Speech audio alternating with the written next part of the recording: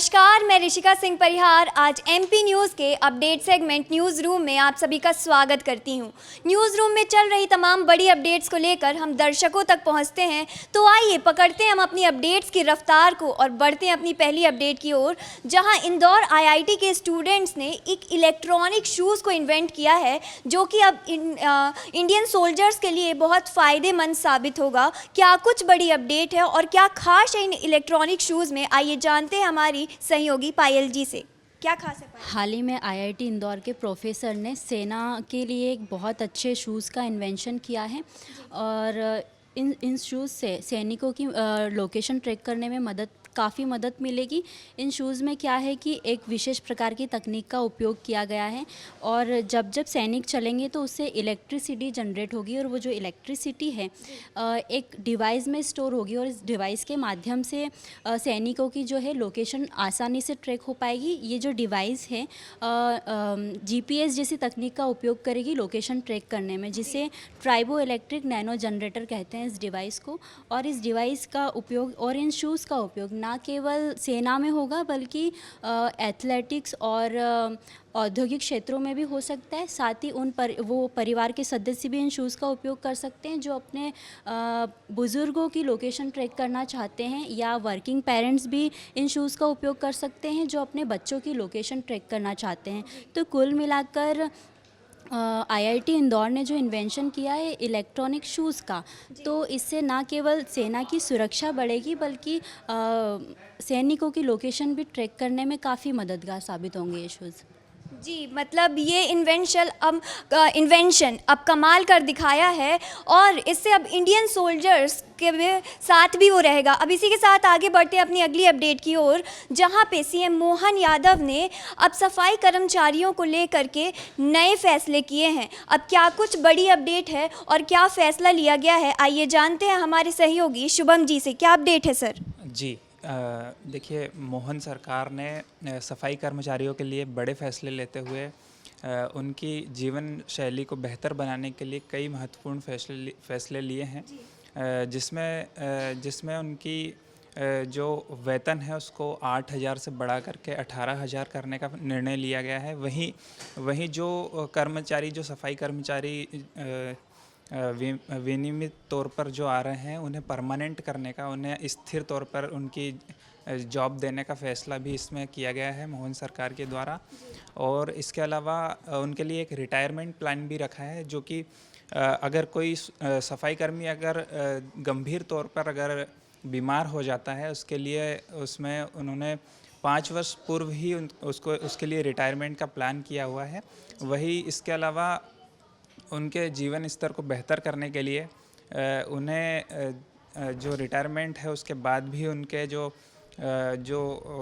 उनके उत्तराधिकारी अगर कहें तो उनके लिए भी एक अनुकंपा नियुक्ति के तौर पर उन्हें भी जॉब देने का इस निर्णय में जो है बात कही गई है, ताकि उनका जीवन स्तर बेहतर किया जा सके। जी, मतलब सफाई कर्मचारियों के हित में ये फैसला लिया गया है। इसी के साथ आगे बढ़ते हैं अपनी अगली अपडेट की ओर, जहां अब राज्यसभा में ज्योतिरादित्य सिंधिया की जगह कौन लेगा, आइए जानते हैं हमारे संवाददाता संदीप जी से। क्या कुछ अपडेट है सर?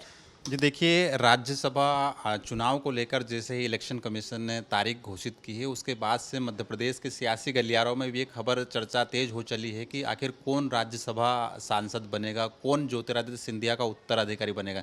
इसको लेकर तमाम दावेदारों के नाम सामने आ रहे हैं, लेकिन जो 2 नाम मुख्य रूप से सामने आ रहे हैं वो है, एक तो पूर्व गृह मंत्री नरोत्तम मिश्रा और दूसरे हैं केपी यादव के। चूँकि केपी यादव जो है एक ऐसे लीडर हैं जो कि ज्योतिरादित्य सिंधिया को, जब सिंधिया कांग्रेस के समय में चुनाव लड़ रहे थे उस टाइम बीजेपी की टिकट पर केपी यादव ने सिंधिया को हराकर जो है लोकसभा में पहुंचे थे वो, और इतने बड़े चेहरे को हराने के बावजूद वो उनका टिकट जो है अब 2024 के इलेक्शन में कट गया था।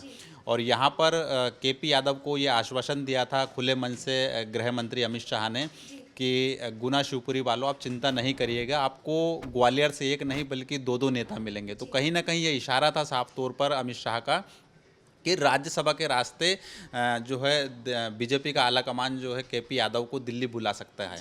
लेकिन फिलहाल अगर देखा जाए तो मध्य प्रदेश के जो 2023 के विधानसभा चुनाव आए हैं उसके बाद जो है जो बीजेपी का जो सियासी समीकरण है पूरी तरीके से बदल गया है। चूँकि मध्य प्रदेश के पूर्व गृह मंत्री नरोत्तम मिश्रा दतिया से चुनाव हार गए, अमित शाह के काफ़ी करीबी माने जाते हैं, और ऐसे में ये कहा जा रहा है कि नरोत्तम मिश्रा का राजनीतिक पुनर्वास करवाने के लिए नरोत्तम मिश्रा को जो है राज्यसभा सांसद बनाया जा सकता है। इसकी ये वजह भी है कि देखा जाए तो ऑपरेशन लोटस में उन्होंने एक बड़ी भूमिका निभाई है। 2024 के इलेक्शन के दौरान जो है लाखों की संख्या में कांग्रेस कार्यकर्ताओं को वो बीजेपी में लेकर आए हैं। इसका नतीजा ये हुआ कि छिंदवाड़ा जैसी सीट जो है बीजेपी जीत पाई है। दूसरी अगर बात करें तो दूसरे और भी चेहरे सामने आ रहे हैं। जयभान सिंह पवैया है। जयभान सिंह पवैया का नाम इसलिए सामने आ रहा है क्योंकि वो महाराष्ट्र के प्रभारी हैं, और ये माना जा रहा है कि महाराष्ट्र में बीजेपी अपनी सियासी ताकत बढ़ाने के लिए जयभान सिंह पवैया को जो है राज्यसभा सांसद बना सकती है। दूसरा चेहरा गोपाल भार्गव का भी साथ में नाम सामने आ रहा है कि वो मध्य प्रदेश के सबसे सीनियर विधायक हैं, 9 बार के विधायक हैं। वो फिलहाल मंत्री नहीं बने तो कहीं ना कहीं उन्हें भी बना दिया जाए। और भी तमाम चेहरे हैं जो कि राज्यसभा सांसद की रेस में लगे हुए हैं। मैं बात करूं यहाँ पर जो पिछले समय जो चुनाव हुए थे उसमें दलित की बात की जाए, ओबीसी की बात की जाए, महिला की बात की जाए, तमाम सियासी समीकरण को लेकर राज्यसभा सांसद बनाए गए थे। लेकिन फिलहाल एक नाम को लेकर जो बीजेपी की सीट पक्की मानी जा रही है उसको लेकर तमाम दावेदारों ने अपनी सक्रियता बढ़ा दी। यहाँ तक कि भोपाल से लेकर दिल्ली तक उन्होंने अपनी मौजूदगी दर्ज कराना चालू कर दिया है। अब स्थिति ये है कि एक अनार और 100 बीमार वाले हालात हो गए बीजेपी के सामने। अगर इन नामों में से अगर किसी एक पर भी सहमति नहीं बनती है तो फिर ये हो सकता है कि बीजेपी किसी संघ पृष्ठभूमि के किसी जमीनी नेता को राज्यसभा सांसद बनाकर दिल्ली बुला सकती है। जी, तो अब देखते हैं राज्यसभा में कौन नए कैंडिडेट आते हैं। और इसी के साथ आगे बढ़ते अपनी अगली अपडेट की ओर, जहां सीएम मोहन यादव का बेंगलुरु विजिट चर्चाओं पर है। क्या कुछ खास है उनके बेंगलुरु विजिट पर? आइए जानते हैं हमारे संवाददाता देव जी से। क्या कुछ बड़ी अपडेट है सर? देखिए, मैं आपको बता दूं कि प्रदेश के मुखिया मोहन यादव जी जो हैं वो मध्य प्रदेश में इन्वेस्टमेंट को लेकर बहुत सारे जतन कर रहे हैं। अलग अलग दिन अलग अलग राज्यों में जाकर उद्योगपतियों से मुलाकात कर रहे हैं। उद्योगपतियों को देने के लिए क्या बेहतर सुविधाएं हो सकती हैं, इस पर भी जो है कि नहीं बातचीत की जा रही है, चर्चा की जा रही है, और अफसरों को निर्देश दिए गए हैं। कुल मिलाकर अभी पिछले दिनों चर्चा हुआ था, मुख्यमंत्री गए हुए थे। अभी उन्होंने जो है बेंगलोर जाकर के वहाँ के उद्योगपतियों से चर्चा की है।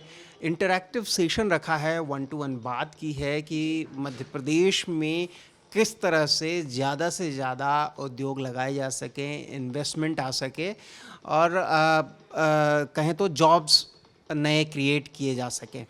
इसी मुद्दे को लेकर आज मुख्यमंत्री बेंगलोर में हैं। कल, हालांकि वो कल से ही बेंगलोर में हैं, कल उन्होंने एयरफोर्स के तेजस विमान में की सवारी भी की, और आज सुबह से ही उद्योगपतियों के साथ चर्चाओं का दौर जारी है ताकि ज़्यादा से ज़्यादा मध्य प्रदेश में इन्वेस्टमेंट आ सके, उद्योगपति आ सकें।